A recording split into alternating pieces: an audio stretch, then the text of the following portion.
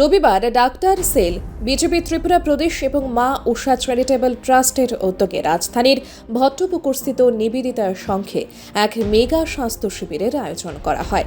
শিবিরে অ্যালোপ্যাথি, আয়ুর্বেদিক এবং হোমিওপ্যাথির মোট ৩৫ জন ডাক্তার রোগীদের চিকিৎসা পরিষেবা প্রদান করেন।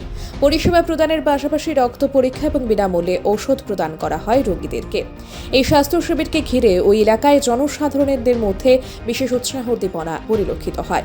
প্রায় ৩০০ জনের উপর রোগী শিবিরে পরিষেবা গ্রহণ করেন বলে জানান ডক্টর সুশান্ত রায়।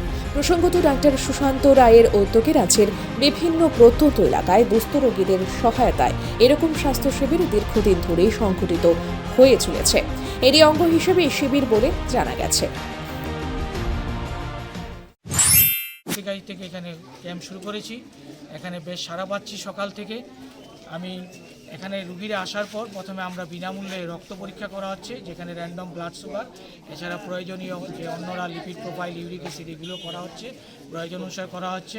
এছাড়া এখানে রক্ত পরীক্ষা করার পর যারা যেই বিভাগে দেখাতে চান, বিভিন্ন বিভাগের ডাক্তার আছেন, ওখানে ডাক্তারদের পরিষেবা নেওয়া হচ্ছে এবং পরিষেবা করার পর আমরা সব বিভাগেরই অ্যালোপ্যাথি, হোমিওপ্যাথি, আয়ুর্বেদিক সব বিভাগেরই ওষুধের পর্যাপ্ত পরিমাণ ওষুধ আমরা এনেছি, সবাইকে দেওয়ার চেষ্টা করছি।